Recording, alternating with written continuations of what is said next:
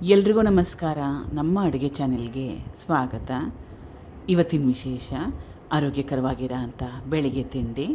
ಇದು diabetic friendly breakfast ಅಥವಾ ರಾತ್ರಿ ಊಟಕ್ಕೆ ಕೂಡ ಮಾಡ್ಕೊಂಡು ತಿನ್ಬೋದು. ಮಾಡೋದು ಕೂಡ ತುಂಬಾ ಸುಲಭ. ಟ್ರೈ ಮಾಡಿ ನೋಡಿ. ಇದು ಮೊದಲೇ ನೆನೆಸಿಟ್ಕೊಂಡಿರೋ ಹೆಸರುಬೇಳೆ ಮತ್ತು ಮೆಂತ್ಯ ಕಾಳು, 1/4 kg ಹೆಸರುಬೇಳೆ, 1ರಿಂದ 1.5 ಟೇಬಲ್ ಸ್ಪೂನಷ್ಟು ಮೆಂತ್ಯ ಕಾಳು, ಅಂದರೆ ಸುಮಾರು ಒಂದು 20 ಗ್ರಾಮ್ಸಷ್ಟು. ಬೆಳಗ್ಗೆ ಮಾಡ್ಕೊಳ್ಳೋಂಗಿದ್ರೆ ರಾತ್ರಿ ನೆನೆ ಹಾಕ್ಕೋಬೋದು, ಅಥವಾ ರಾತ್ರಿ ಊಟಕ್ಕೆ ಮಾಡ್ಕೊಳ್ಳೋಂಗಿದ್ರೆ ಬೆಳಗ್ಗೆ ನೆನೆ ಹಾಕ್ಕೋಬೋದು, ಅಥವಾ ಮಧ್ಯಾಹ್ನಕ್ಕೆ ಬೇಕನ್ನಂಗಿದ್ರೆ ಬೆಳಗ್ಗೆ ಎದ್ದ ತಕ್ಷಣ ನೆನೆ ಹಾಕಿದ್ರೂ ಕೂಡ ಸಾಕಾಗುತ್ತೆ.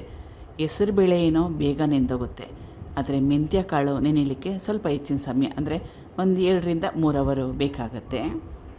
ತುಂಬಾ ಜಾಸ್ತಿ ನೀರು ಹಾಕಿ ನೆನೆ ಹಾಕಿದರೆ ಎಕ್ಸ್ಟ್ರಾ ನೀರನ್ನ ತೆಗೆದುಬಿಡಬೇಕು. ಮಿಕ್ಸಿ ಜಾರ್ಗೆ ಸೇರಿಸ್ಕೊಳ್ತಾ ಇದ್ದೀನಿ. ಹಸಿ ಶುಂಠಿ ಸ್ವಲ್ಪ, ಹೆಸರುಬೇಳೆ ಉಪಯೋಗ ಮಾಡಿರೋದ್ರಿಂದ ಸ್ವಲ್ಪ ಹಸಿ ಶುಂಠಿ ಹಾಕ್ಕೊಂಡ್ರೆ ರುಚಿನೂ ಚೆನ್ನಾಗಿರುತ್ತೆ, ಆರೋಗ್ಯಕ್ಕೂ ಒಳ್ಳೆಯದು.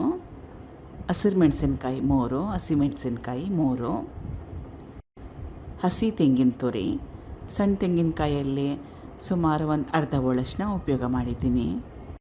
ರುಚಿಗೆ ತಕ್ಕಷ್ಟು ಉಪ್ಪು. ದೋಸೆ ಹಿಟ್ಟದಲ್ಲಿ ರುಬ್ಕೋಬೇಕು.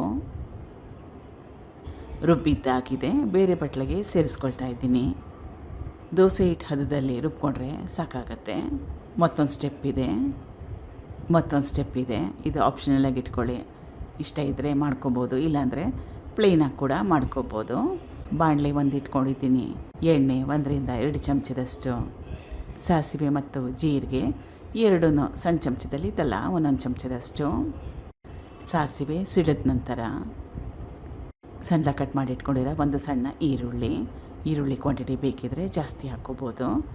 ಅದ್ರ ಜೊತೆಗೇ ಕಟ್ ಮಾಡಿ ಇಟ್ಕೊಂಡಿರೋ ಕರಿಬೇವಿನ ಸೊಪ್ಪನ್ನು ಕೂಡ ಸೇರಿಸ್ಕೊಳ್ತಾ ಇದ್ದೀನಿ. ಈರುಳ್ಳಿ ಹಾಕ್ಕೊಂಡ್ಮೇಲೆ 1ರಿಂದ 2 ನಿಮಿಷ ಬೇಯಿಸ್ಕೊಂಡ್ರೆ ಸಾಕಾಗತ್ತೆ. 2 ನಿಮಿಷ ಆದಮೇಲೆ ಗ್ಯಾಸ್ ಸ್ಟವ್ನ ಲೋ ಫ್ಲೇಮ್ನಲ್ಲಿ ಇಟ್ಕೊಂಡು ಈರುಳ್ಳಿನ ಬೇಯಿಸ್ಕೊಂಡಿದ್ದೆ. ಕಟ್ ಮಾಡಿ ಇಟ್ಕೊಂಡಿರೋ ಟೊಮೆಟೊ ಹಣ್ಣಾಗಿದ್ದರೆ ಒಳ್ಳೆಯದು, ಚೆನ್ನಾಗಿರುತ್ತೆ. ಟೊಮೆಟೊ ಹಾಕೊಂಡ್ಮೇಲೆ ಕಲಿಸ್ಕೊಂಡು ಮೆತ್ತಗಾಗೋವರೆಗೂ ಬೇಯಿಸ್ಕೋಬೇಕು. ಬೇಗ ಆಗೋಗುತ್ತೆ, 2 ನಿಮಿಷ ಬೇಯಿಸ್ಕೊಂಡ್ರೆ ಸಾಕಾಗುತ್ತೆ.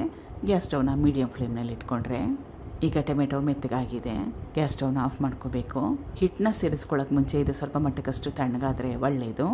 ಒಗ್ಗರಣೆ ತಣ್ಣಗಾಗಿದೆ, ಹಿಟ್ಟಿಗೆ ಸೇರಿಸ್ಕೊಳ್ತಾ ಇದ್ದೀನಿ. ಹಿಟ್ಟು ರೆಡಿಯಾಗಿದೆ, ತಕ್ಷಣವೇ ದೋಸೆ ಮಾಡ್ಕೋಬೋದು. ಹುಳಿ ಬರೋ ಅವಶ್ಯಕತೆ ಏನಿಲ್ಲ. ಇಷ್ಟ ಇದ್ದರೆ ಇದೇ ಹಿಟ್ಟಲ್ಲಿ ಪೊಡ್ಡು ಇಡ್ಲಿ ಕೂಡ ಮಾಡ್ಕೋಬೋದು. ಹೆಂಚಿನ ಮೊದಲೇ ಕಾಯಕ್ಕೆ ಇಟ್ಕೊಂಡಿದ್ದೆ. ಈರುಳ್ಳಿ ಟೊಮೆಟೊ ಎಲ್ಲ ಹಾಕ್ಕೊಂಡಿರೋದ್ರಿಂದ ದೋಸೆ ತೆಳ್ಳಗೆ ಮಾಡಲಿಕ್ಕೆ ಕಷ್ಟ ಆಗುತ್ತೆ, ದಪ್ಪ ಮಾಡ್ಕೋಬೋದು. ಪ್ಲೇನ್ ದೋಸೆ ಮಾಡ್ಕೊಳ್ಳೋಂಗಿದ್ರೆ ತೆಳುವಾಗಿ ಕೂಡ ಮಾಡ್ಕೋಬೋದು. ತುಪ್ಪ ಸ್ವಲ್ಪ ಮುಚ್ಚಿಡಬೇಕು. ಒಂದೇ ಕಡೆ ಬೇಯಿಸ್ಕೋಬೋದು, ಇಷ್ಟ ಇದ್ದರೆ 2 ಕಡೆ ಕೂಡ ಬೇಯಿಸ್ಕೋಬೋದು. ಬೆಂದಿರೋ ಈರುಳ್ಳಿ ಹಾಕ್ಕೊಂಡಿರೋದ್ರಿಂದ ಒಂದೇ ಕಡೆ ಬೇಯಿಸ್ಕೊಂಡ್ರೆ ಸಾಕಾಗತ್ತೆ. ಇದಾಗಿದೆ, ಮಿಕ್ಕಿರೋದಕ್ಕೆ ಸೇಮ್ ಪ್ರೊಸೆಸ್ನ ಫಾಲೋ ಮಾಡಿ. ಸಖತ್ ರುಚಿಯಾಗಿರೋ, ಟೇಸ್ಟಿಯಾಗಿ, ಆರೋಗ್ಯಕರವಾಗಿರೋ ಅಂಥ ಬೆಳಿಗ್ಗೆ ತಿಂಡಿ ಅಥವಾ ರಾತ್ರಿ ಊಟ. ಮೊದಲೇ ಹೇಳ್ದಂಗೆ ಇದು ಡಯಾಬಿಟಿಕ್ ಫ್ರೆಂಡ್ಲಿ ರೆಸಿಪಿ. ಟ್ರೈ ಮಾಡಿ ನೋಡಿ.